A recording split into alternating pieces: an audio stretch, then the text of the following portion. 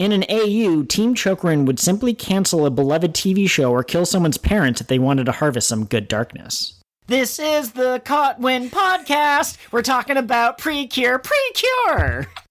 Hello, fellow Idol fans. I should have come up with a fancier one, but whoops.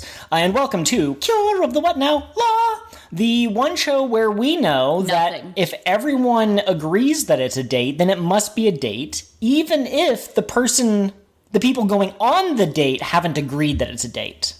Why is that such a universal experience? I don't know. You know, like, I'm going to go hang out with this man. Oh, so you're going on a date? No, we're just hanging out.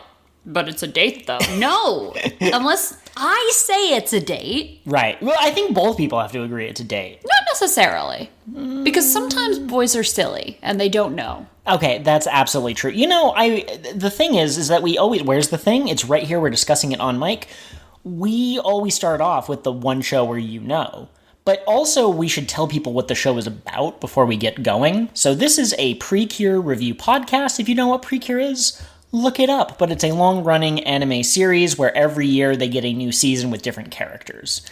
And this season, we are covering Untitled PreCure. We'll talk about this in the news and announcement section at the very end, but they just announced next season's PreCure, and I'm really excited about the theme. Okay, I was hoping we would do announcements at the beginning, but yes, we will talk about it in this episode. Also, I put timestamps in the episode descriptions, both on YouTube and in your podcatcher of choice, so if you're not interested in the announcements, or you're not interested in any discussion question we might or might not have, you can skip wherever you want to go. That's awful nice of you, Joel.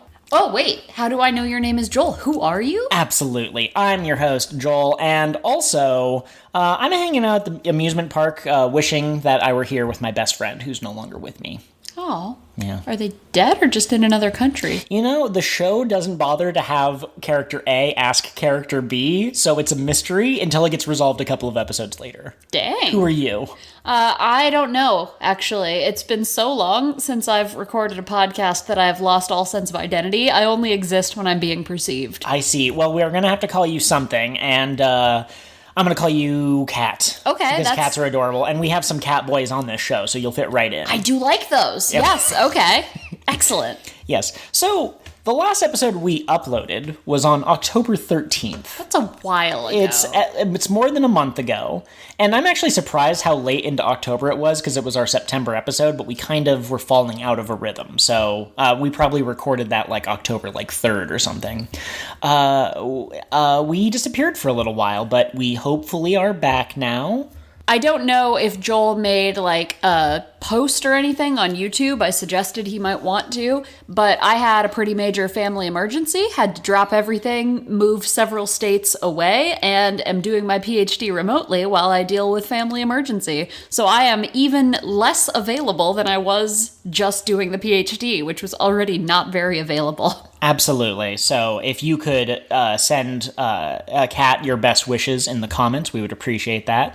But we've gotten to the point where the emergency has kind of settled, and we're still not out of the woods yet, but we have free time where we're not kind of concentrating on trying to help the issue that's happening. So with that announcement out of the way, there are two other news and announcement items that we have to talk about. First, we're going to have a moment of silence as we mourn the loss of Super Sentai. TV Asahi, which I looked up, is apparently one of 6 major broadcasting stations or broadcasting companies over in Japan. They are the ones that air PreCure and Super Sentai and Kamen Rider and all those other tokusatsu shows I don't know or care about right now. But they've decided that they're just not going to do Super Sentai after the current season ends, and I would guess that there's been diminishing toy sales, and so that's sad. Yeah, friend of the podcast, Au, was saying that Kamen Rider is like the bulk of their money for that market. Right. But like, that's so surprising to me. Like, in America, Power Rangers is so iconic, let alone in Japan. I'm surprised anyone would stop producing it. Yeah, at the same time, I would say that I kind of understand how the two can't share a market, Kamen Rider and Super Sentai, because if Kamen Rider was just you have one Kamen Rider each season, you could differentiate it as one's the team show, one's the solo show. But from what I've seen of Kamen Rider, they're pretty regularly having 3 or 4 guys on there, and that's almost as many guys as you get in a Sentai season. That's true. Consider, though, well, this isn't a good argument. I was going to say Kamen Rider already had the perfect season and they don't need to make any more because, like, they did it. Right. But so did Sentai. We've got Drive and then we've got Train Season. Tokyuger. Yes. Yes. Well, okay, that's one news and announcement. And the next one is spoilers for the next season of PreCure. If you really care about that, I assume most people listening to us are, like, on the up and up. Timestamps, skip ahead. But we have the next season of PreCure. The logo has been announced, and it is Star Detective PreCure, or in Japanese... This is very important, actually, that I get the Japanese right. It is in Japanese, it is Meitentai PreCure. And why is that important? Well, because Meitentai refers to a great detective, is usually how it's translated. It looks like, I was trying to double check, and it looks like that's actually part of the Japanese title of the Detective Conan series. Oh. But apparently it is more often translated as Great Detective or like, I don't remember the other one that AU gave as an example, but they've decided to translate it as Star Detective, which of course is probably because it's PreCure and it needs an element of fantasy, so they're probably going to be maybe planet themed. Can we go back to space? Fingers crossed. I'm really excited for this season. I love a good detective show. There's a season of Sentai I haven't watched yet, but there's 2 teams, and one of them are like thieves, and one of them are cops, and I would very much like to watch that season. Yes, and also you have recently decided to go feral for Danganronpa once you discovered it. This is great news for Danganronpa fans. Yes. The thing that concerns me and worries me is, we'll talk about it in a second, but some shows say that they're a detective show, but they don't necessarily do that much detecting. Actually, now that I think about it, I only have the one example. But I'm concerned that PreCure is going to go the route of which Kamen Rider... That was Drive, wasn't it? Where the main character was a detective. He didn't do detecting. He just did, every once in a while, he had an epiphany about things that he was supposed to do. I think he did detecting. It's been a couple of years since we've watched Drive, but I feel like there was some solid police work in that show. Possibly, yes. But my concern is that they will have... The detective thing will show up every, 12 episodes, and they'll do a whole, 3 cases. However, I'm very excited for there to be a mystery as to who the bad guy is. I hope that they every couple of episodes they get another clue that helps them be like, okay, the bad guy likes sushi or something, and then okay, the bad guy has red hair, and then in episode 51 they go, oh, that's a red hair guy eating sushi. Oh yes, I would also like for the bad guy to be a tuxedo mask style character, but also they're a fox or a raccoon wearing a mask. Sure, yeah. But just a charming rogue flirting with the Cures would be fun. Okay, yeah. Anyways, that is all of the news. Do you have anything else about Star PreCure? I don't think so. It would be interesting if Pink ends up being a kind of a brainy character, because a lot of the times the Pink characters are brain small, heart big. But if you're going to have a detective character, she could be like Bat Zaro. Do you know about Bat Zaro? Do you know about Bizarro? Yes. Okay, Bizarro is like some kind of reverse Superman. There's also a Bat Zaro who is a detective whose bat belt is always on upside down, so he's always dropping tools, and he's the world's worst detective. So maybe that's what the Pink Cure will be, is someone who wants to be a detective but is awful at it. I love that. The first opening scene, I'm going to call it now, will be her finding somebody's lost dog. Oh, okay, yeah. Or, well... what if the fairy intentionally loses something, and whoever can solve the case is the one who's going to be the next PreCure? Okay, I like it. But only time will tell. That will be coming out February, so we only have to wait a few more months. I almost gave you and that'll be your do-do-do-do. No, but we're nowhere near final thoughts. So Joel watched all the episodes. Well, hang on. We have one little quick segment that we have to do, and it will be very quick. But we also do a section where we talk about things that we've been reading or watching or listening to. Yes, of course. And I alluded to it a second ago, but I've been watching A Man on the Inside Season 2, starring Ted Danson, who's Michael from The Good Place, and apparently he was on Cheers. Cheers was before my time, but that's where he got his start as an actor. This show is so comfy and cute. However, it it advertises itself as a detective show, and he does very little I guess technically he's a spy, is how it's shown. I was kind of hoping there would be more of a mystery of trying to solve who done it, but really that's just an excuse for him to be in a setting where he can make meaningful connections, and that's what the show is ultimately about, and it's really good. Yes, very emotional, hard for me to watch because I have big feelings about aging and loss of autonomy and all of those various things, but it's very good. It's got a lot of heart to it. Yeah, the first season is at a retirement home and involves characters who have dementia, and I've been told by someone who had a family member affected by it that it was very hard to watch, but it has a heartwarming message.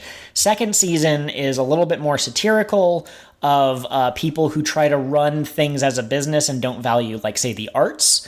And so it does not have as much of an emotional impact in terms of like making you sad and thinking you about death and stuff. But Thanks, Scott Pilgrim. Yeah, but it's still good. Yeah, and then we have also been watching Gatchiakuta, which is a anime. It's also a manga. It's a story by one of the people who worked on Soul Eater. So she really loved manga and anime, and she's like, one of these days I'm going to do my own, and now she is, and it's great. I think Gatchiakuta would be a really good video game, because so far it's like, go to place, learn about power, obtain object, go to new place, fight bigger enemy. But 10,000 foot view of the story is man gets exiled from his home and is trying to get back, and trash is magic. Trash is magic, and there's some themes and commentary on the rich versus poor. No, there's not. Yeah, there's never been any politics in anime. That's true. Anime is a purely entertainment-based industry. Especially One Piece, right? Right. Now, here's the thing. Here's Where? Another thing. It's right here. I'm sitting on top of it. It's like making, an egg. It's making quiet little, like, meh sounds, but I'm not moving. It's just going to have to stay there till the end of the podcast. We were watching, and we have nieces that are getting into anime, and we are trying to be very careful about not recommending shows that show all women with sexy figures or always in bikinis or getting sexualized or whatever. And we got to episode 7, and we were like, oh, this seems pretty good. Maybe we'll recommend it. Let's finish the season. And then they introduced the most objectified woman that you possibly were the most stereotypical woman that is not an actual character, that is just a stereotype. Yeah, I mean, she's a yandere in panties. We can call it what it is, you know? Absolutely. But yeah, they have already experienced the, what's it called? The defining moment of being an anime fan, where your show is normal until your parent walks in, and then it's a hot spring scene. So they've crossed that. Which show was it? It was Demon Slayer. There's a scene where Mitsuri's in the hot spring. Oh, the Love Hashira? Mm-hmm. Okay, yeah, I mean, yeah, that would be the one questionable scene. I was about to say, they only have 3 female characters. I told this story in the Discord, but I'm going to repeat it again here really quickly because it amuses me. But, I don't really know, what level of discourse that this age of children is at. And so I was talking about anime I recommend, and I was like, yeah, Joel and I really love One Piece because they asked about it, but the mangaka's kind of weird about women, and I don't know if I can recommend it. And one of them, the older one, was like, what do you mean weird? And I was like, well, and kind of hemming and hawing. And I was like, he draws them all kind of really large chested, and most of them are naked. And they're either hot or they're hacks. Yeah. Or children. She looks at me and she goes, oh, you mean he's a misogynist? Yes, that's what I mean. Thank you, my love. So now when I'm like, no, I can't recommend this anime, I can be like, it's just misogyny. Because, their mom is cool with violence, but not with sexy ladies.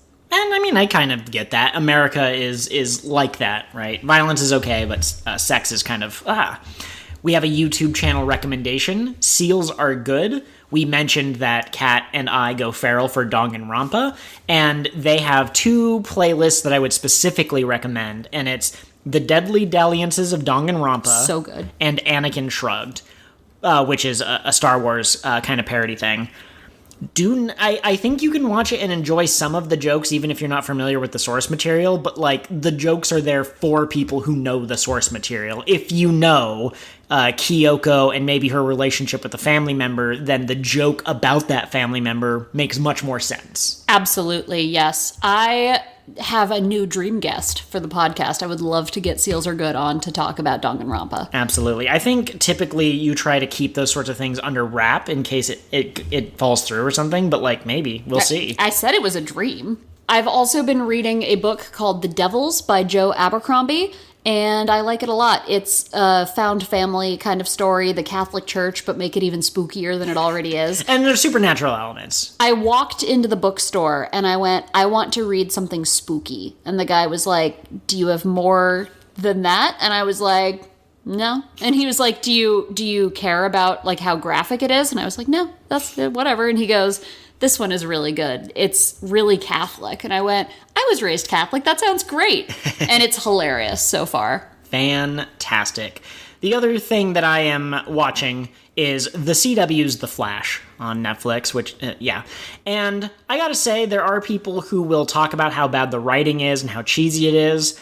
I grew up with Smallville, which was a CW show, so if you're okay with that level of cheesy, the first, I'd say 5 seasons are pretty good. There's a total of, I think, 9 seasons, and I perceived an immense drop in quality right around season 7. You can tell that they got different writers. They are obsessed with putting insert songs into scenes. So I saw one where they played It's Hot in Here, and I was like, season 1, The Flash would never. Anyways. You did get my dad to start watching The Flash, though. Did I really? Was that because of me? Yeah. Oh. You chatted it up to him so much that he was watching it, and I caught him watching it, and I went, that's CW's The Flash, and he goes, it is. And there's a long pause, and he goes, it's very CW, and I went, yep, it sure is. And there's another long pause, and he goes, it's very cheesy and goofy, and I was like, yep, it's very CW. But he was still watching when I left. He got through like the whole first season. There is a scene in one of the crossovers. Eventually they start doing yearly crossovers, and it's Crisis on Earth X. And Earth X has recently come back into the what do you call it? The discourse, the zeitgeist, because it was in Peacemaker. Earth X is from the comics and is a world ruled by Nazis. And the whole crossover event is just excuse to just punch those people and talk about how awful they are. But there's a scene near the end of a character, and it was legitimately made me tear up. It's not from The Flash. Has a character who was briefly in The Flash, but it's good in places. But Crisis on Infinite Earths, which is one of the final crossover events, is real bad. Yeah. And those are my thoughts on things that we've been watching, reading, listening to. I've come up with the name for this segment like 2 or 3 times, and it's always the same name, and then I forget it. I'll get back into the groove. I don't like the idea of us being organized. Yeah, it goes against our culture. Yeah, you were like, podcasts usually tell you what the show is about. Nope, I want to get in front of a mic and just ramble. And if you want to listen, listen. And if you don't.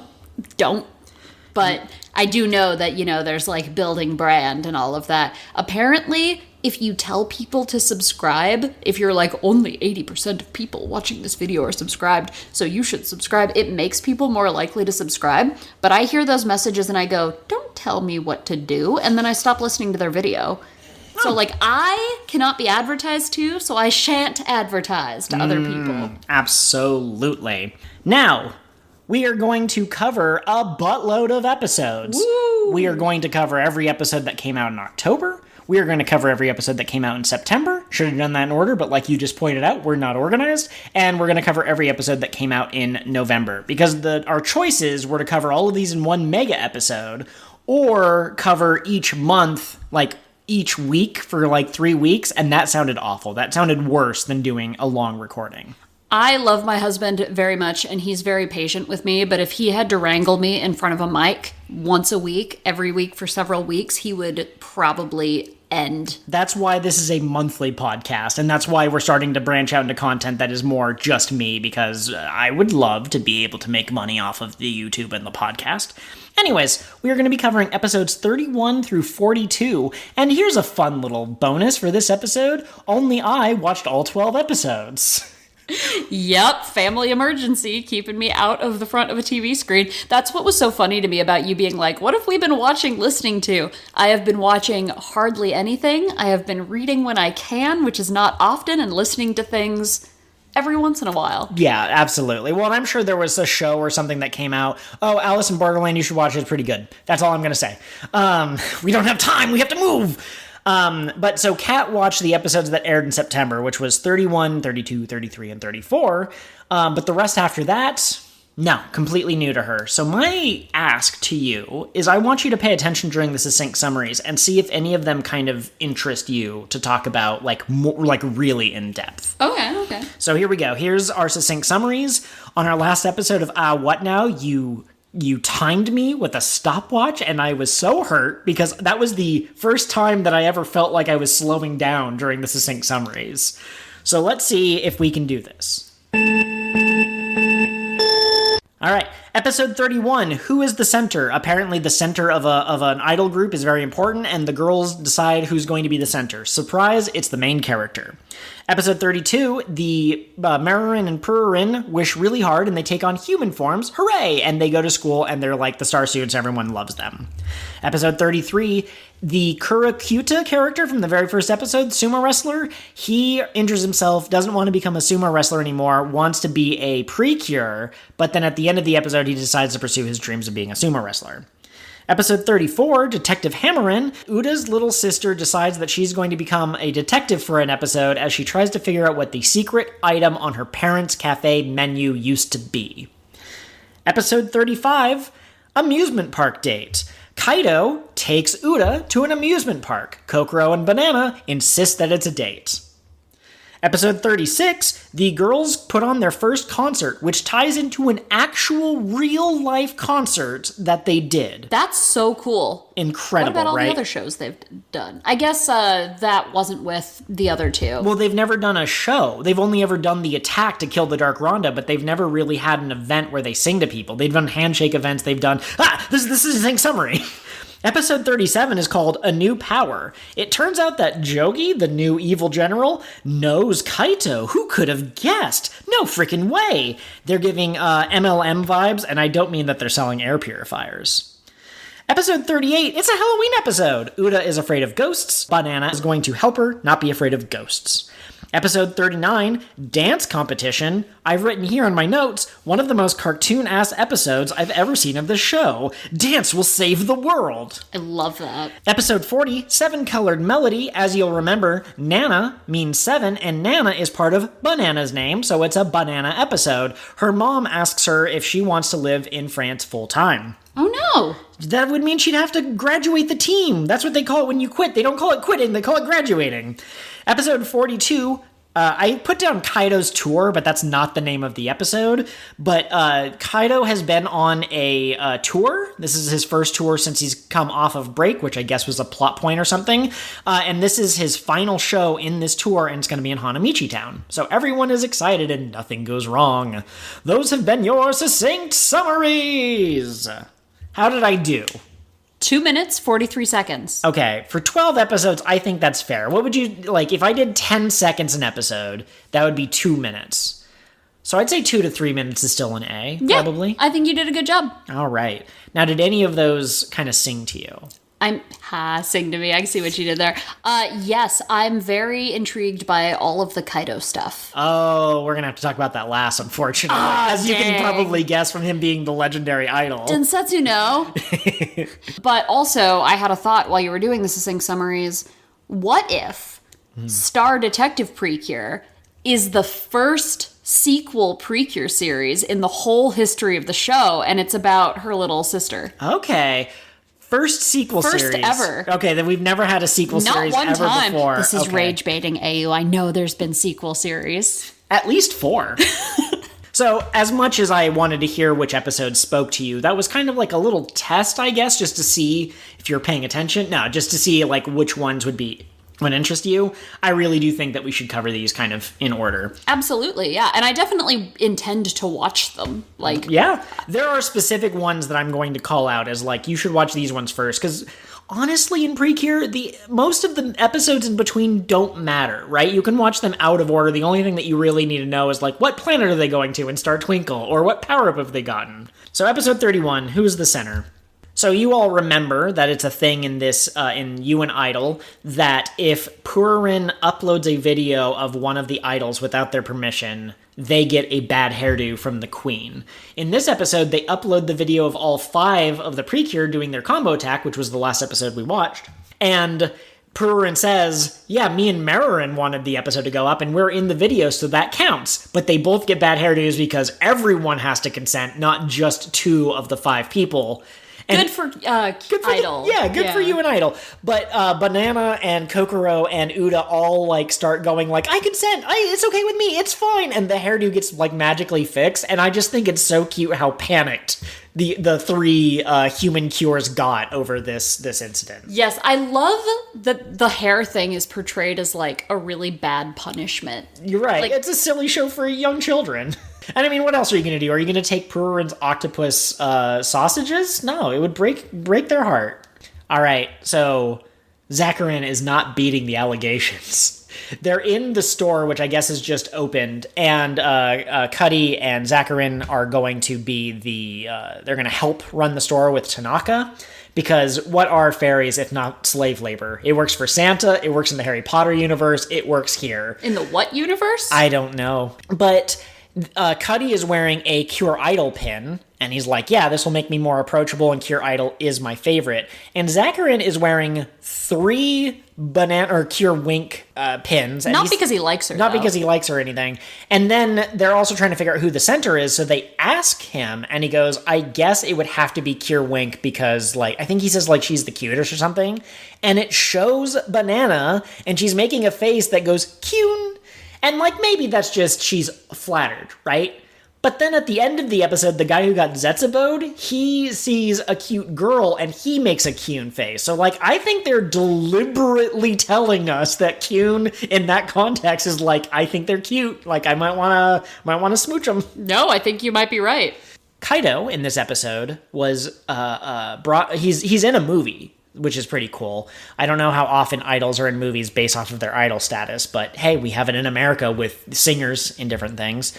But the movie he's in is clearly based off of Tuxedo Mask, and in Tuxedo Mask, or in Sailor Moon, Tuxedo Mask is an older man that the main girl character has a crush on, but then also she has an alter ego, magical girl style, who seems a bit older, who also seems to have a relationship with Tuxedo Mask. So I just thought that was a funny reference to put in there. That's great. Jogi seems to know Kaido. Now, I know it's been a month or 2, but you remember your theory. I do, yes. They were in an idol group together. And then they had a falling out, and that's what turned Jogi to the dark side. Right, which I still think, based on this episode, something about what he said about Kaido. Right, I have the quote down here, right? Jogi appears above the skyline, preparing to Zetsubo someone, and he says something about, like, so this is where he is, and trails off. And he doesn't say who he is, but the very next thing shows the theater with Kaido's movie and Kaido's name on the poster, and then the Cures are talking about Kaido. So, like, I wonder who he could have been referencing. And at the end of the episode, Kaido urges Idol not to lose her precious bonds. Like, she's walking away, and he goes, wait, and takes her hand and says, don't forget those that are precious to you. Very curious. Beating the allegations? Not beating the allegations. I want to ask, of the episodes that I watched with you, did you have a favorite? The detective one. Absolutely. The detective one was really cute. I liked the samurai one. Sumo. Yeah. Same thing, right? Oh, sure. Yeah. No, absolutely. not the same thing. Shame on me. No, I liked the sumo wrestler one a lot because you don't always get a chance to see, like, the impact the Cures are having on past people from their adventures. And so it was cool to bring him back, and it was cool to see, like, he's trying to leave this life behind, but he clearly still cares about it so much. And the girls are like, fight through this trouble. The detective one was really cute, but there didn't feel like as much of a point to it. Interesting. Okay. Now, so maybe I'm going to try to read the mind of our audience, our hardcore Cure of the What Now fans. I think that I've gone on record as saying that I prefer episodes that feel like they have a plot or that they contribute to the overall story. And one of the things I liked about Detective Hamorin was the fact that it was such a fluffy episode that had nothing to do with anything. And if you ask me to define what the difference is, I don't know. I think it's the fact that so many of the characters in the show get into character about it. Like, the dog is following her around, and I like to imagine that Q-chan is being like a Watson to her, and Uda is trying to solve the mystery, and they get an old man who used to be a hard-boiled cop, and he was very handsome, very, very strong in his youth. And I don't know, I really liked it. Do you really quickly, for our audience, want to give away the punchline? What was the old school secret menu item? Okay, so we knew it started with the letter O and it ended in the letter G. Also, there was a great gag where everyone was talking about what they thought it could be. And at one point, Banana gives like a really long, like paragraph long thing about like, I think we're getting distracted. But in the katakana or the kanji or the hiragana, it started with the O character and ended in the gu character. So like even that paragraph technically, not really, it was too many characters. But the thing that used to be on the menu is an old time gag, I think. It's old something gag. And the dad really liked making the joke, and it was terrible. So terrible that he got embarrassed. They took it off the menu, and he doesn't want to speak of it ever again. But he inspired somebody to become a stand-up comedian with this terrible joke. The comedian, not because the joke was funny, but the comedian saw how shameless he was and how willing he was to put himself in front of people, and the comedian decided that he wanted to do that too. I hope our podcast has that effect on people. I don't know what they're talking about, but it invigorates me to try to create a real podcast that'll have an impact on society. I'm sorry, my it's not OCD, I don't have compulsive thoughts, but my anal retentiveness, I want to get through my notes of each episode in order. Absolutely. So I will go back to episode 31. So they're deciding who's going to be the center. First off, it's really cute that they each imagine what it would look like if Banana was leading the group. They try to imagine what it would look like if Kyun-Kyun was the center. But at the end of the episode, they decide that it's Uda because she has the biggest heart.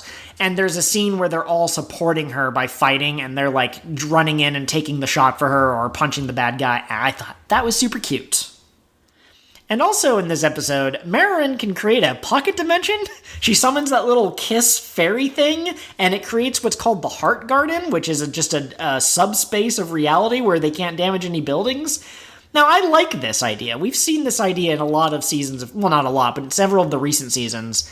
But what this implies to me is that the fighting is so dangerous they need to go to a subspace. We've gone 30 episodes without doing it. How many people have the PreCure endangered up till this point? Marin has been letting people die. Because they had depression. That is the answer. Until now, they were not part of the group and could not save people. Episode 32. The fairies decide that they want to take human forms, and there's a really cute montage of them. First, they're trying to do, like, pull-ups, and then Marin's doing pull-ups while Purin is basically being a dumbass, doing, what are they called, crowd pleasers? And that and that gives them extra strength to go Super Saiyan and do even more pull-ups. And while this is happening, Tanaka just keeps walking by doing chores, and he keeps looking over like, what's going on with them? But then they start cheering on each other, and it turns out all you need to do to become human is wish for it hard enough. Which is very strange, because Tanaka told them that they needed a refined, it wasn't refined personality, refined maturity. And I don't know how cheering each other on necessarily represents that idea, but whatever. Mm-hmm. They turn into their human forms. We've been asking for them to take on their human forms because Marin especially is super duper cute, and now we get that. I had a problem with this episode. It was a great episode, but also, like, it was implied that once they had their dream, they were just done going to school.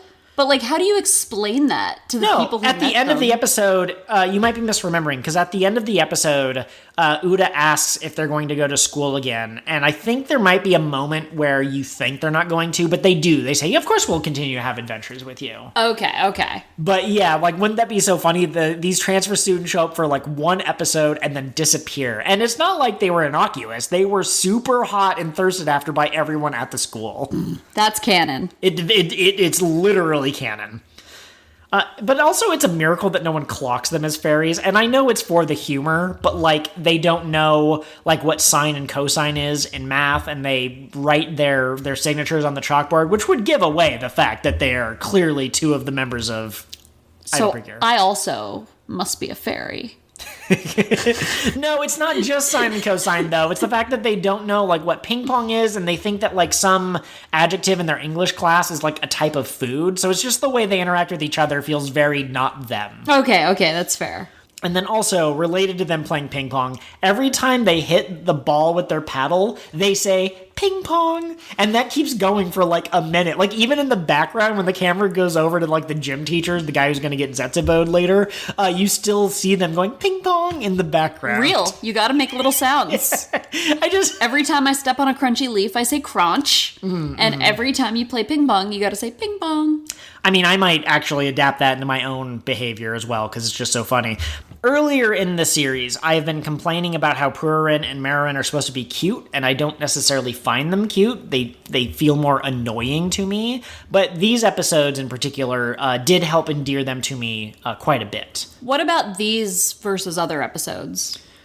Their actions are cute, right? Like, in earlier episodes, Marin's actions were, I'm going to get jealous, I'm going to try to dropkick someone because they so much as dared say Purin's name. Whereas in this episode, she's being a regular human, and she's saying ping pong when she hits the ball with a paddle. You know what I'm saying? Like, it's the small little things that make me say, oh, they're cute. I see. And now that she in their human form, but now that she's having normal interactions and isn't a jealous Hannah every 3 seconds, I think it works better for her personality. I really have nothing to say about the sumo episode, except Tanaka is a fan. Yes. Which was adorable. Tanaka being a sumo fan is great. I get the impression he's been, like, researching humans for a long time, because, like, what else does he have to do living here? And so he's got all these, like, tiny human things he's become a fan of, and, like, yeah, man, you live your best life. Right, yeah. We were doing the mic test, which is something that we'll release at the end of the season when we have all of our Cure of the What Now. I almost said Yum. That was last season, I think. Maybe 2 seasons ago. But once we have every episode recorded, we'll release them. But we were talking about who we'd take on a road trip. And obviously Tanaka, because he knows things. He knows everything. Absolutely. Also, no one believed Uda could mishear PreCure as Gatchiakuta. And, like, I don't know why they had a bug up their butt about this, because clearly those two are very similar. They sound similar. Maybe if you're not an English speaker, they don't sound similar. That's true. But I love everyone dogpiling Uda. Like, how could you possibly have mistaken that? I don't know. That might have been the joke, too. That's true. That, like, it was so impossible to mishear it. Heart big, brain small. Just like me, for real. And our dogs, honestly. Didn't even disagree with me. He wasn't even like, nah, babe, you're smart. You're doing a PhD. He was like, yep, you and our dogs are the same. Our brand is that you just say these things about yourself and it's funny, and no one believes that you actually believe them. Detective Hamorin, I was going to make this joke. How dare you? I put it in my notes, but was this just a backdoor pilot for the next season of PreCure? Yes! Also, quick shout out. So the guy who gets Zetsubo'd is that comedian, and in, oh my gosh, what's it called? Manzai comedy over in Japan, where you have like the partners. I'm pretty sure it's Manzai. But one of the jokes is that one of them will have a paper fan, and I wrote it down. It's called a harisen. But the Zetsubo, the Dark Ronda, is a giant one of those, and every time it hits a cure and flattens them into the ground, they have a little Band-Aid X on the back of their head. So clearly this fan is a devil fruit user, and its power has awakened and is starting to affect the world around it by putting the little X's on people's head. Also, it occasionally attacks Chokurine, because, like, why wouldn't you? And so that's very funny, too. She didn't have enough badges for this comedy-style Dark Ronda. I love it. The Dark Ronda have grown on me substantially over the course of this season. Like, they were kind of silly, but it's working for me now. Absolutely. Also, I will say a through line through these episodes, it never really comes to a head in a specific way, but something that is very interesting is that Chokurine actually seems to be trying to be a good, like, superior, or what's it called, senpai to Jogi, and he's having none of it. These first couple of episodes, he's just like, he's basically negging her and being like, no, I don't need your help, I'm better than you are and stuff, and she gets really indignant. And then something happens where their relationship slightly changes, but even then, he's still kind of like, shut up, go away. Was she being nice to him? It's been a while since I watched these episodes, but like that would be so fitting, but also sad because like she was shitty to her previous employees and lost them, and now she's trying to be nice to this one because she's lonely. Yeah. Let me take that back. When Jogi first shows up, there's like animosity between them. But then when the relationship changes, she does seem to be trying in her own selfish way, and then that goes wrong. So that is all of the episodes we watched together.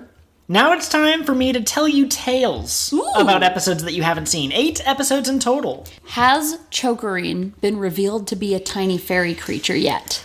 Or is she still around? She is still around. And I think you'll be interested to hear kind of what happens in some of these episodes. So, Uda is looking at an amusement park, like a guide that Tanaka had lying around, because Tanaka knows things. And she's like, oh, an amusement park would be fun. And then Kaido shows up at the restaurant, at the cafe, and he saves an old man who tripped and was going to hit his head, and Kaido catches him, and the guy's like, oh, thank you. Here's 2 tickets to an amusement park. That's the only way I can think to thank you. Did Uda manifest hurting this old man? She did. Of course, it was all according to Keikaku. But then Kaido, he gets 2 tickets because, of course, there was only the one bed, and there were only the 2 tickets. But he sees the guide to the amusement park, and he goes, Uda, let's go. And she goes, cool. And then he leaves, and then the other girls go, this is totally a date. How do you feel about him? And he was like, I don't know. And here's what surprises me. They actually discuss whether she has romantic feelings for him. I thought PreCure kind of tried to avoid that. But, if you're going to have 2 characters who seem interested in each other, I'd rather the show comment on it than not comment on it. It gets tiresome when every episode is like, ooh, we're flirting, but nobody's going to mention it. Absolutely. So now I need you to try and guess. The A plot is Uda hanging out with Kaito. What do you think the other 4 PreCure are doing? Stalking. That's an excellent guess. They go on their own dates. And guess... With each other? Mm-hmm. So the show is simultaneously telling you that a date is when you go alone with someone that you possibly have feelings for, but also it's a thing you do with friends.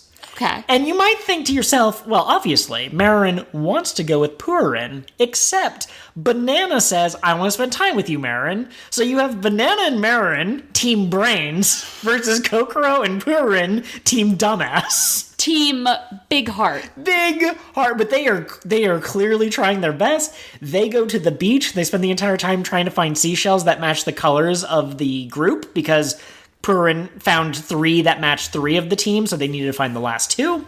And Marin and Banana go to the library, and Marin is looking for a book, and Banana helps her find the book. And Marin, typical of someone... Oh, sorry, go ahead. Can I guess the name of the book? Sure. Mysteries of the Female Orgasm. And Banana actually already had a copy in her backpack. You're being vulgar, but you're not entirely wrong, because the book they were looking for ends up being like how to have a good date or something. So it is kind of on the topic of romance. But at one point, Marin is kind of doing that self-deprecation, like, oh, nobody should like me, and like, why are you going to the library? That's not really like a date. Like, why are you doing this for me? And Banana says, if we're together, no matter where we go, it's fun.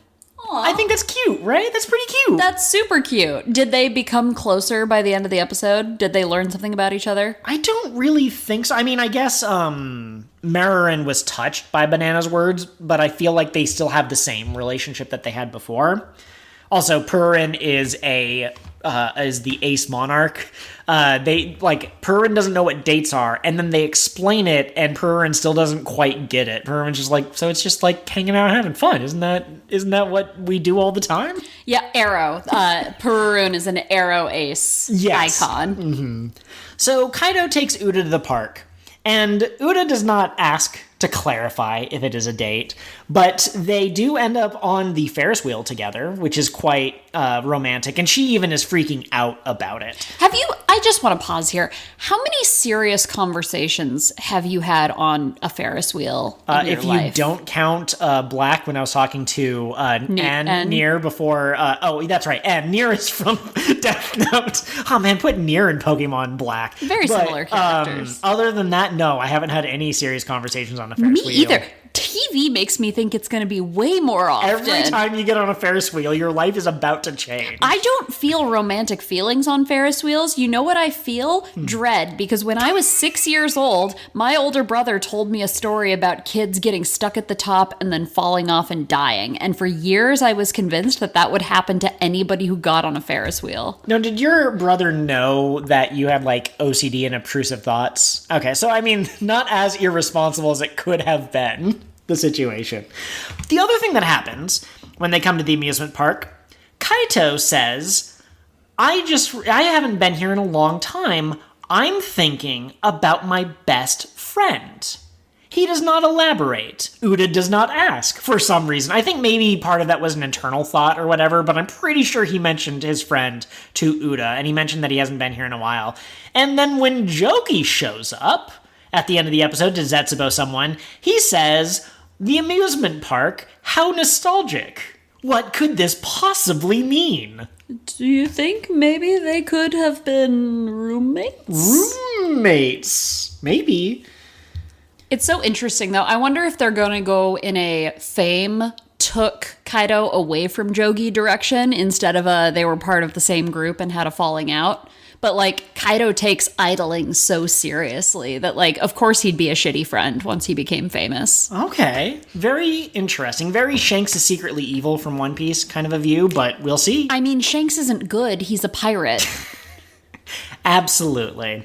Now, we also see what the Heart Garden looks like from the outside, because Uda sees, a Zetsubo show up, and she's like, "Kaido, stay here. I have no good excuse, but just stay here. I'm going to run straight into danger." And then he follows her, and she sees the team fighting the monster, and then they just vanish in a blink of an eye. He's like, what the hell just happened? So that's what the Heart Garden looks like. It's just people instantly transitioning away of to another plane of existence. And the end of this episode is incredibly weird. Incredibly weird. Kaido turns to go. He's like, "Oh, we've had a good day together. I'm gonna go." And he turns, and she goes, "Wait, Kaido!" And he stops, and he turns back to her. And of course, you've seen a romance anime, you know kind of what's going on. But what she says is, "Do you think we can see each other again? Will I see you again?" And he goes, "Yeah, I think so."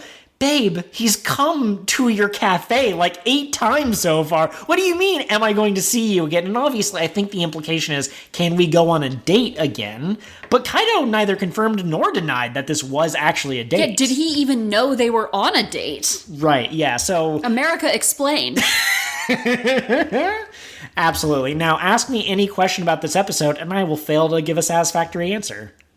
Do you have anything that you want to say after I've given you my little explanation? Did Banana shrink to the size of a mouse? No, that's... When will it happen? When will it happen? Maybe it'll happen in the Halloween episode that's coming up. Okay, so there's nothing for me to say in the concert episode. It is a setup for the real-life concert, and it ends in a very, prepare for them to show up at the Soho Arena or whatever, right? It's not the... Anyways.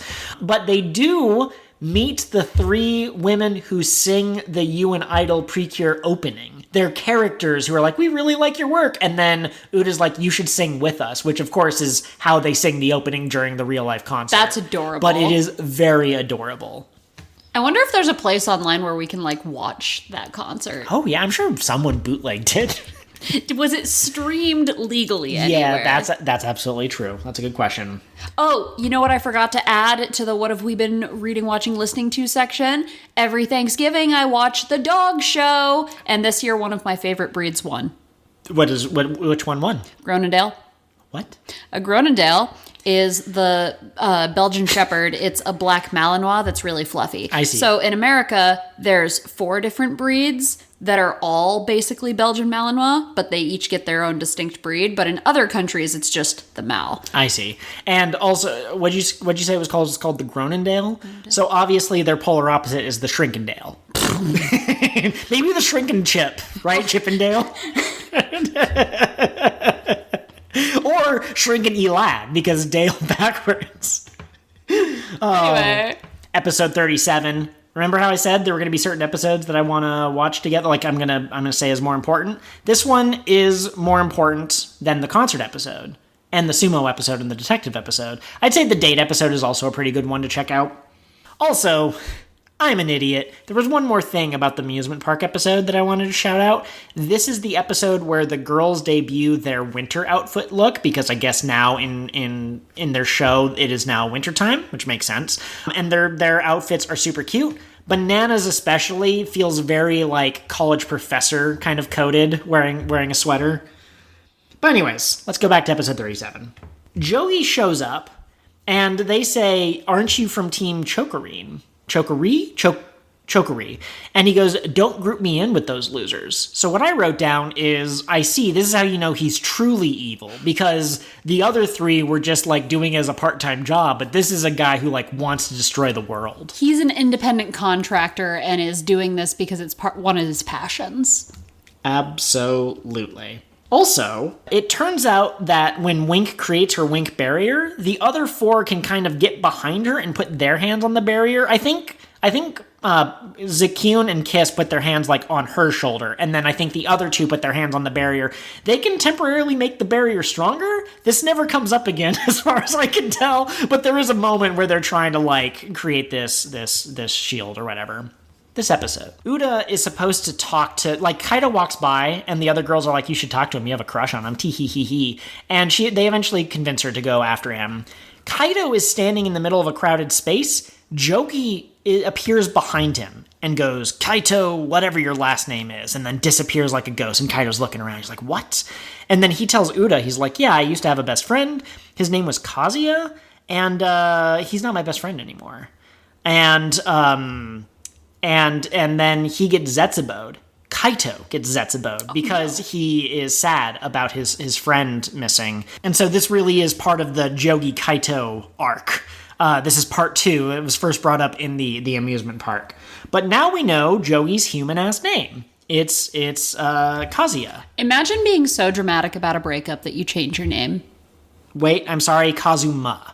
But yeah, imagine I'm pretty sure this is the episode. Yeah, this is the gay episode. Listen, on this show, you and I, we joke about the show being gay.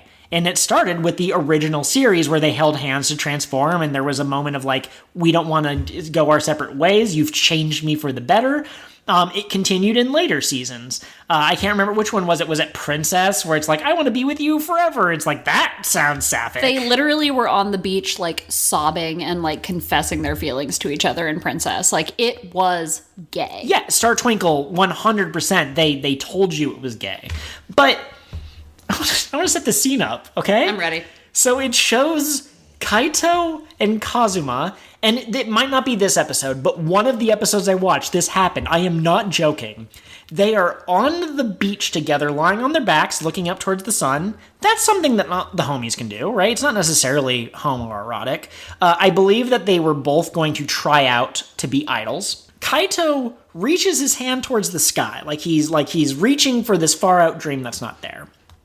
Kazuma puts his hand in the air and then puts his hand over Kaito's hand. And Kaito says, "What are you doing?" Kazuma's like, I think he says, "We're gonna be together forever," or something. And Kaito says, "No, you're doing it wrong." Takes his hand and flips it around. So instead of Kazuma holding the back of his hand, their fingers are interlaced. Okay. There's no straight explanation for this. Okay, so listen. You're straight, man. Yeah? Hugging the homies. Acceptable. Yeah, guys should be more open about their feelings and their platonic friends. Kissing the homies goodnight. Yeah. Acceptable. That's straight. We all know you can kiss your homies goodnight. Would you lay on a beach with best friend Curtis and hold his hand like that? No, it was like I think I might have gasped out loud because like PreCure has never been this upfront about it. Even Chocolat and Macaron, they still had moments of like, I want to be in the same school as you. Like, it's not kissing. Have I talked before about how I was briefly in a cult in high school on the podcast? I mean, maybe. Yeah, so I was going to youth group. Somebody from youth group invited me to go to Bible study with them, and it was like this really intense Bible study in like other languages, and they all took it very seriously, and they followed a lot. Hebrew, not just like French or something. Right, like the original languages, Hebrew and Greek. And they followed a lot of Old Testament rules, which most modern Christians don't. And so like it was a whole thing. It was very intense.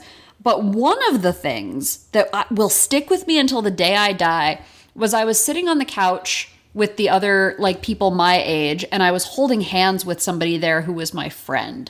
And one of the girls looks over at me and she goes, my parents are marriage counselors, and they say that holding hands is the same thing as having premarital sex. And I looked at this woman and I go, ma'am, what do you mean? And she goes, well, holding hands is a metaphor for sex because it's bodies intertwining in an intimate way. And I was like, that's the most insane thing anybody's ever said to me. But I get it now. Well, because now I see this. Not even see it, imagine it. No, hang on. That person, I hope that she knows that there's a difference between a metaphor and real life. Because I think holding hands with someone in real life, maybe, because we've talked about how Japan has a different culture about PDA and stuff, so maybe to them, holding hands is more intimate. But it still is not... It's not that. You know what I'm saying? The day you can get pregnant holding a man's hand. That's the day that it becomes That's the day that it becomes sex. The day that you can feel as good holding hands as you can performing other activities, that's the day that it counts. Other activities like sledding? Like volleyball? Yeah, absolutely. You can do volleyball on the beach too, and there's nothing homoerotic about that. Nobody has done ever done a homoerotic volleyball scene. Okay. Continue. So Kaido gets Zetsuboued, and obviously Uda's going to be the one who fights the hardest. And at one point, Jogi says something about, like, you don't even know how he feels about you. He's going to abandon you. And she says, and I think the show's doing a pretty good job showing a mature look at, like, a girl who doesn't know exactly what she's feeling. Might be her first crush, might just be like adoration, right? For him as a idol. But she says, I don't know how Kaito feels, but I believe in my feelings. And when I say that you should watch this episode, it's not just because of the subcontext. It's because of the way that they went the extra mile to show her doing the, I get hit to the ground, but I get up and I keep fighting and my feelings are what's making my punches extra big. Like, they did amazing. And we get a new power-up exclusive to Uda. So far, I'm guessing that by the end of the season, there will be a moment where they all hold hands and share the power. Uda finally got a kazoo. What? The only thing that can make her singing more powerful? Is that what you're saying? Yeah. Is that not it? That's... It's called the Idol Heart Ribbon. And before I describe it to you or show you a picture, I want you to guess what changes about her physically or her costume or both. Dress gets bigger, more ribbons, hair goes up. Okay, I like that. It's literally the shiny variant of Uda, or the shiny version of Cure Idol. Listeners, we are now going to go live to Kat's live reaction to Heart Ribbon mode Uda. I'm ready. Look at her. So she reminds me of was it Toga from Cure Princess, the red one? Toa with the red hair. Yeah. Yeah, I love it. So yeah, she does get a bit more of a cape. I don't know if her hair gets longer, but it turns pink. She gets bigger swirlies. Ah, okay. She gets stronger drills. But the thing from PreCure is usually the main cure has one of two aesthetics. Their hair is either pink or their hair is blonde. And for Uda, they went blonde. Except in her Super Saiyan form, it turns pink. It's a really good look, and there's more red than there is in her other form. I think it's a really good. I like it a lot. What do you think they will do for the other two? Banana will get a yellow costume, and she will literally become Cure Banana. You know that Brian in a banana costume peanut butter jelly time video? That is in one of our thumbnails, so don't even pretend. I just want to be clear. Somebody has to do that with Banana, right? Right. Yeah. It's in our thumbnail. Yes, I have a thumbnail of the banana suit, but it's Banana's face. I love you.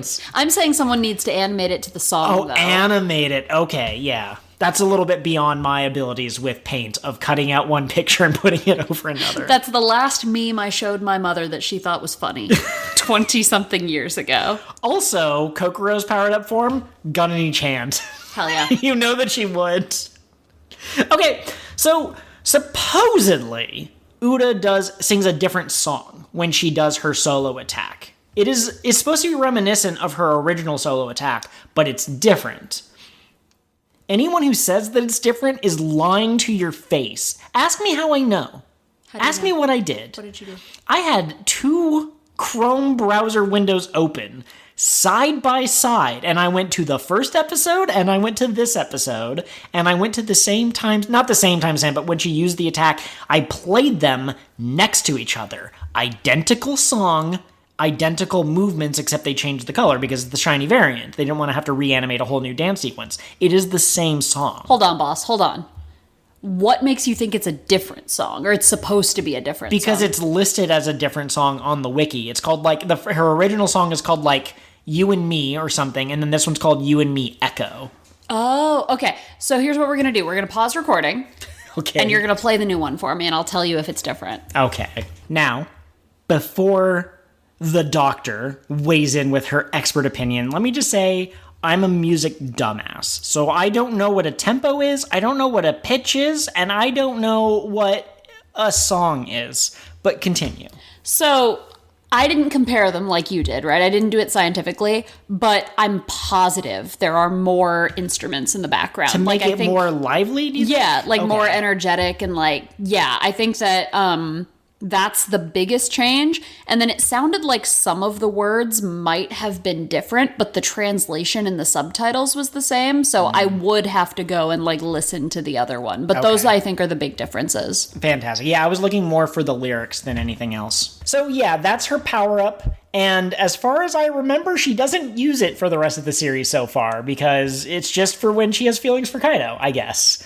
Well, and like I love that it's like a ribbon and it's like the bonds between them. So Yes. of course her outfit was red. Oh my god, I didn't even make that connection. That's amazing.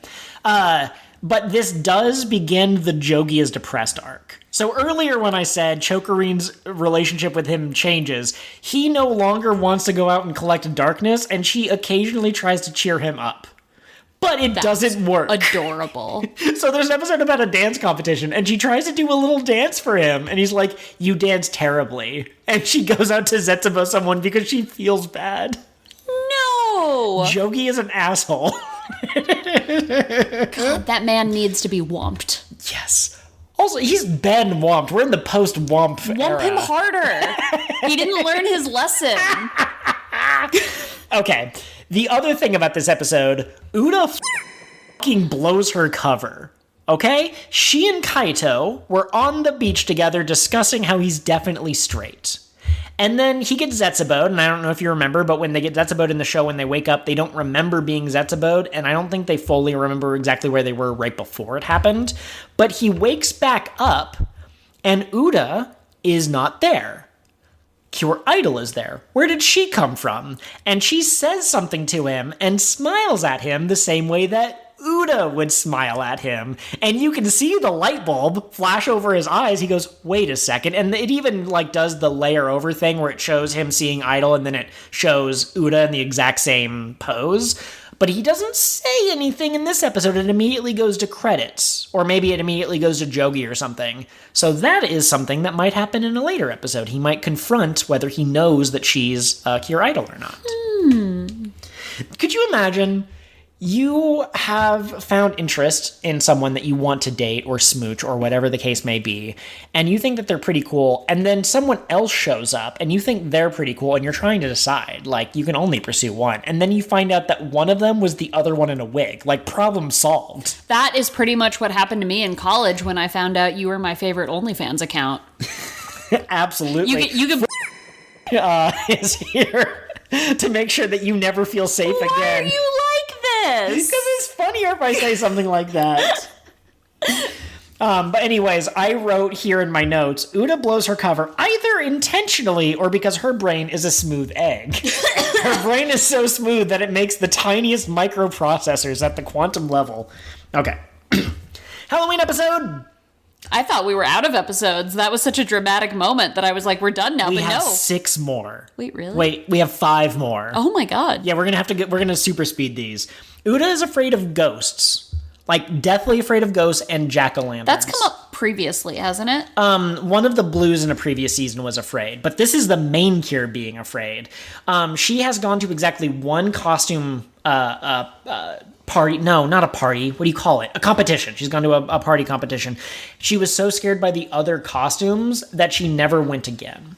Banana has never dressed up, and so this is a Banana Uda episode, and it is adorable. It's the best possible way you could have resolved their relationship, because what did Uda do for Banana? Gave her courage. So Banana's trying to give her courage. And in the end, they didn't cure Uda, but what they did is Banana said, hey, do you trust me? And Uda was like, yeah, because the Zetsubo, the Dark Rhonda, is a jack-o'-lantern, which terrifies her. But what Banana does is take her wrist, not her hand, because that would be gay, tells her to close her eyes, and tells her when to use idle fist punch. That's so cool. Are you for real right now? Yeah, that actually happens. And they did a different animation for it, too. They even drew her with the eyes closed as she was doing the idle fist punch. It's so good. Now, Banana and Uda decide that they're going to go to the costume competition together. Banana's never been in one. Uda's going to try to conquer her fear, so they're both trying something new. They go as a pair of costumes. What do you think they dress up as? A jar of peanut butter and a bunch of grapes. Okay. Peanut butter and jelly. They both wear bananas over their heads, and they become Banana Nana, or something like that. They have a really dumb name that only a child would come up with. Oh my god. Yes. It's like they knew you've been making the banana joke this whole time. The voice actress for Uda does a very good job doing like a fake scream. Like, it's not so loud that you like it makes your ears hurt, but it's very convincing and cute. Also, Chokorine is wandering around, and she sees Cuddy and Zacharin. Uh-oh. And she goes, that's Cuddy and Zacharin. But then she gets distracted by Hamorin asking her for if she has a treat. And Chokorine is like, what is that? And they're like, if you don't give us a treat, we'll give you a trick. And she goes, what if I gave you a trick? Roar! And they run away and they're having fun. But then Cuddy and Zacharin are gone. But she knows they're alive, and they were sparkling with Kira. Those fucking traitors. Amazing. Favorite costumes from this episode? The guy who gets Zetsubo'd, he goes as a Jacko-Lundum, Lundham, which is how Gundam ends. He is wearing like a robot suit, but his head is a jack-o'-lantern. It's amazing. So good. I know that I think about it, Gundam doesn't have the H, so maybe his didn't either, but it was... Tanaka was some sort of wolf man? Yeah, he was wearing like some kind of like green fuzzy Maybe thing. he was Catsuit Luigi. He was Catsuit Luigi, of course! Purin and Marin have a secret costume, so they show up and they're dressed as an angel and a devil, which, you know, makes sense. Guess which one's the angel, guess which one's the devil. But they say that they have a secret costume because the impact is also part of what makes a good costume, and so you don't know what it is. Try to guess what it is. A horse. No. They return to their fairy forms and let Kokoro put their Cure, Kiss, and Kyun outfits on them, and she wins because they look so good. She's dressed as like a traditional witch, I think. Hamorin, the little sister, is dressed up as Red Riding Hood, and the dog has a witch hat as well. It's adorable. And then I think Zacharin dresses up. One of them dresses up as like a traditional vampire, and then I don't remember what the other one looked like. I was too distracted by the first one that I laid eyes on. What did you go for Halloween this year, Joel? A depressed man doing his best who loves his dog. And Kirby was part of the outfit. So, part of the costume. There you go. Not something you are every day. Right, exactly. I decided to go outside of my comfort zone a little bit. Dance competition. Guess who this episode is about? Kokoro? Wrong! It's about Sunda, the upperclassman, who, remember, he was really good at dancing. No, I know. Hello, Sunda. This episode is so good. They lean into the fact that it's a cartoon. So I don't know if you remember, but his dance style was kind of like a lot of spinning, kind of hip-hop-ish. So this episode, Kokoro finds him, and he's spinning on his head so hard that he actually creates like a whirlwind effect. And they ask him what's up, and it turns out that his family for generations have been doing this competition because his grandfather decided that dance will save the world. So it's very important to Sunda that he, that he wins, because this is the last year he'll be able to compete in the junior high level, because he's graduating from junior high at the end of this year. So the Dark Ronda is our boy Sunda's hat that is also doing the spin dance move. So that's its fighting style. It's a Hitmontop / Asanji. Does Kokoro outspin the hat? Here's what I have in my notes app. Guess how our girls and fairies gain the upper hand. There are 4 options. Please wait until you've heard all 4 before you lock in. A. Kokoro challenges the Dark Ronda to a dance battle and tires the Dark Ronda out, so it can't spin anymore. B. The Dark Ronda is dancing to a rhythm, and the PreCures are able to time their attacks just right. C. Another team of PreCure show up, say their post-transformation phrases, kick its ass, and leave without explanation, giving our team the chance to do their end-of-battle ultimate attack. D. Kokoro unleashes her domain expansion Kyun-Kyun beatdown to overpower the Dark Ronda. I'll let you look at these options if you need a refresher. Okay, so I was gonna say it's always C, but that didn't happen. I really desperately want it to be Kyun-Kyun beatdown, but I still think it was A. Another team of PreCure mysteriously show up. Okay, wait. You're going to love this. So they go to the dance competition the day of, and Sunda's like, wow, look at all these people. And it shows a couple of different people in different dance outfits.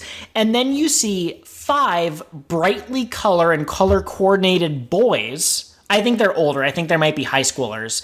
Who are all posing, and Mero comments on how vibrant their costumes are. And then a 6th member turns, who is clearly a fairy in human form, winks at them and leaves. And then when I think it's it's Chokorine, right? Because she was depressed that her dance moves were bad. When Chokorine begins the Zetsubo formation, you see the dancer boys go, we gotta handle this, and they run off camera. And then in the middle of battle, when they're like, we can't beat this thing, 5 PreCure show up with their fairy, they do their final attack, and then they leave. Show me the boys! I will show you the boys. They're from a live-action, dance stage. Oh, yes! No, I remember. I was so excited about that. I want to see them animated. Their designs are really good. And one of them is Cure Soul, which, soul dancing, I'm pretty sure, but that's such a good name for a PreCure. I am so impressed that nobody spoiled this for us. I think AU probably posted the news that it was going to happen, but it was so long ago that I think it just completely slipped my mind. I assumed you'd just have a picture of them saved. No, I didn't take pictures of a lot of these episodes because that would slow me down. I tried to binge all of these episodes in one day. Man was not meant to binge that many episodes in one day. So this is what they look like. The boys cheer together is how it's... Oh, I love them! And then we come down. Where the frickin'... it's funny because they showed up and I was like, oh, that's a cameo appearance. That's from some other PreCure show or the live stage or whatever. And then the mid-cards title has their fairy in there too. And I was like, that's really weird. Look at them! Oh, I thought they were going to show... so good. Yeah, so here's what they look like together. With their little bracers as their power item. And he's Cure Sakura or something, or something. He's he's Kaguya. He's what he is. Okay, so I see your favorite is obviously red. Well, yeah. I think red might be my favorite too, but I really like purple. He's clearly the little guy of the group. He's clearly Kokoro's cousin. Same color style. The hair kind of looks similar. He's got the antenna. But yeah, I was like, this is really cool. Also, you were partially right about Kokoro out dancing, because Sunda is training and they try to train with him, and Kokoro at one point is like, you're not going to make it. You aren't going to win the competition like this. I challenge you to a dance battle. Which is terribly animated. All of the budget clearly went into the dance team and stuff, but basically she tells him that he forgot to like laugh and smile, that the dance is supposed to save the world by being friendly and bridging the gap between people, and so he realizes that he should smile more, and he comes in second place. And he's really upset. She's like, don't you understand? You brought joy and hearts to the That's what matters. No, Kokoro, winning matters. But of course he lost. There's the 5 rhythms of light. They are in a different competition, in a different level. Oh. He loses to someone who's wearing like one of those like flamenco kind of shirts with all the different colors. But still, he tried his best, you know? Anyways, that is then the dance competition battle. Damn. And we have to talk about other episodes too? How do you beat that? First it was gay, then there were magical boys. I missed all the best shit. Okay, so Banana goes to France. She's asked who her idol is at the very beginning of the episode. Marilyn just point blank just brings it up out of nowhere. Like, they might as well have been talking about sandwiches. And then Marilyn turns like, who's your idol, by the way? And Banana's like, what? She goes to France. She sees her mom. And her mom tells her that she has a special melody when she plays the piano that only Banana can play. And it's special, but it should be fostered into something more. Do you want to stay in France? How do you think the team handles this news? Badly. Yeah. Do you think any of them say she should follow her dream if this is what she wants? Maybe the lead cure. Uda might, yeah. It's actually Marin who says, like, she should consider what she wants first before considering the team. However, they make it into a tsundere joke. They go, you care if she comes back, don't you? And she goes, no, I don't. I don't care if she comes back. They went on that date to the library, so clearly they're soulmates at this point.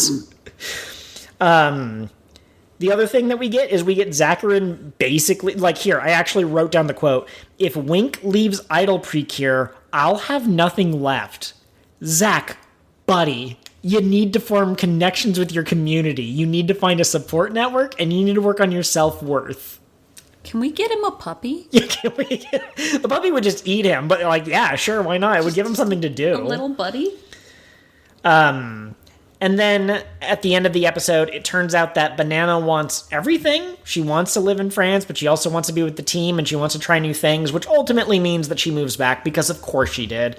If you've seen that episode of Teen Titans, not Go, the original, where Beast Boy gets kidnapped and they realize that they need him on the team in order to beat the bad guy, it's that. Banana shows up. She has a new special 7-colored, rainbow-colored Wink barrier that she does not use in the next 2 episodes. I don't know why.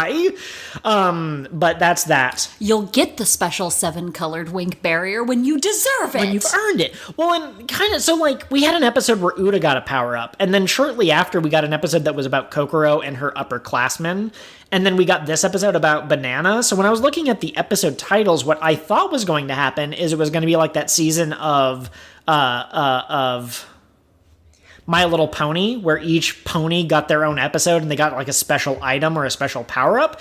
And Banana got a special power-up. Kokoro didn't. And Banana's power-up is much different than Uda's, so I don't know. Maybe they'll do something at the end of the series. Maybe they won't. It's still weird to me that they aren't setting up a Chokerine Kokoro moment the way they did with the other two. Yes, right, exactly. Like, can women not be fans of idols? Is that what's being implied here? That only men are weird hyper fans? Only men have time to, because women are busy doing things. Now, I see that, and I raise you one. The friend of Uda who runs the PreCure Research Club is a girl. But yeah, like they kind of have started to hint at that, but not really. And then the last note that I have here is Banana's mom goes online and sees a video of Cure Wink. I don't know why specifically Cure Wink. Maybe she was watching the news and they're like, someone attacked downtown today and this woman showed up and she did her final attack in order to defeat the bad guy, which doesn't make sense canon-wise. But she sees Cure Wink and goes, she's playing on the piano. She has a special melody that I've never seen anywhere else. So Banana's mom has figured out that she is Cure Wink. Hell yeah. That's just canon. I love it when not everybody's an idiot. Yes, it's so good.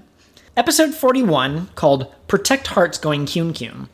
There's a person running for student council president, and if she wins, she's going to close down the Idol Research Club. Why? Because they haven't produced any results. she tells Kokoro, like, I'm going to shut down the club. And she goes, wait, hear me out. And this girl is, like, very kind of reasonable. She's like, all right, give me your best explanation. And Kokoro's like, we cheer up hearts. And she goes, hearts, not good enough. And then Kokoro's like, wait, let me show you what our club does. And she's showing, like, we put together this group photo and all this other stuff. And the girl's like, nope. No, this isn't good enough. You don't produce actual results. A sports team can win championships. You're just wasting your time. By the end of the episode, Kokoro realizes that even though she wants the research team to continue to exist, she doesn't know how she wants to run the school. This other girl has clearly put time and effort into it, so she concedes to the other girl. She's like, listen, you can do what you want. I think you would be a better president. And the other girl, Chio, I think is how you'd pronounce it, basically goes, I understand what it feels like to be supported now, and I understand that that's what you produce for the idol PreCure is they feel the support. So, by giving a political enemy what they wanted, she arranged things to benefit herself. Appeasement does work. Real politics.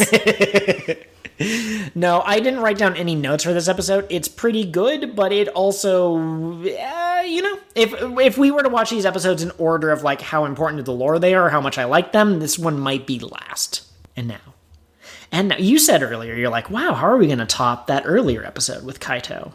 I mean, we did it with the boys. But by all means, Joel. Also, did you like that I knew it was always C? Yeah. It's always C. It's always C.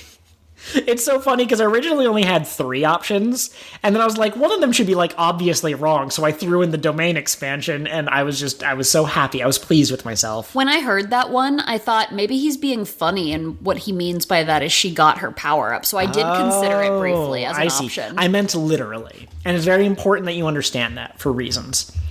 So in this episode, Kaito is coming to Hanamichi Town, doing his final concert, and he looks at the camera during this TV interview, and he goes, this concert's going to be great. I hope my song reaches you. And, of course, we know what's happening with his best friend. He's pretty sure that Kazuma is in Hanamichi Town, which would make sense. That's where they're both from. But he wants his song to reach him. And I don't know why. But in this episode, somehow they made it clear, but I am a dumbass. All right, I need to make this clear. The Dark Rondas don't get stronger episode to episode out of plot convenience. They're harvesting stronger forms of despair. So what's going to happen if Kaito is at the most important concert of his life and it gets ruined by Jogi? That's more despair than you can shake a can at. It's going to be a lot of despair. Cure Kiss, also, when she activates Heart Garden, it sucks Kaito in with them. And at first I was like, did she do that intentionally? But then I realized it's just anyone who's physically close enough to them. And since the Dark Ronda was attacking him on stage, he was right behind PreCure because they formed a shield. Also, the Vroom Vroom reporter is back in this episode. I was so happy that she's here. So the bad guy, Jogi, reveals that he's Kazuma. What? He was the best friend all along? Who could have guessed that? But he gets a lot of Zetsubo. Oh, actually, you know what? He doesn't Zetsubo Kaido. He Zetsubo's some guy who wanted to get into the concert but lost his ticket, and he felt very bad. But then Jogi does some trickery that causes everyone else from the concert to be able to see this monster ruining the concert, and he absorbs more dark energy, more Zetsubo energy. I'm going to read my note again, word for word. So the bad guy has absorbed the darkness of Kaito's fans and created a really big Dark Ronda. I'll call it Mega Dark Ronda. How do you think they defeat Mega Dark Ronda? A. Uda and Kaito sing a beautiful duet that restores the light and shrinks the Dark Ronda back down to non-mega size. Maybe even smaller. B, the idol PreCure members think about all the positive feelings that Kaito creates in his fans and unlocks new super forms. They each deliver a kick or a punch while saying something about how great Kaito is and why you at home should buy PreCure merch. That one's implied, not actually literally what happens. C, Kaito's gay feelings unlock his PreCure form and he defeats the Mega Dark Ronda. D, Uda unlocks her Demon Slayer mark, and, combined with friendship-breathing 7th form together with you, she decapitates the Dark Rhonda. Okay, 2 things. First of all, I'm going to need you to send just that audio clip to our nieces who are currently obsessed with Demon Slayer, because I feel like they will... See if that gets them into PreCure under false pretenses. Yes, yeah, these girls, they only like battle shonen. And they were like, what should we watch now that we're done with Demon Slayer? And I was like, I watch a show for toddlers. So... Watch Tropical Rouge, you would love it. They are literally Manatsu. Anyway, it's always C. Joel. Is Kaido a PreCure? His name is Cure Connect. Look at him! Because he connects gay feelings. Here's what I have written underneath that multiple choice quiz that I gave you. They friendship cannoned Jogi's ass. Straight up beam of pure gay energy healed him and destroyed his evil eyeliner. Actually happened. Let me see if I can find the picture of his ultimate attack that he used. Oh my goodness, look at them. Don't take my hand. Oh, they didn't show it. There was a really cool... Anyways, so that's what his attack kind of looks like, is he creates a bunch of stars, and then they form like a... Not stars, like the 5-pointed stars, the like 4-pointed stars that you see a lot. I'm so happy. Yeah.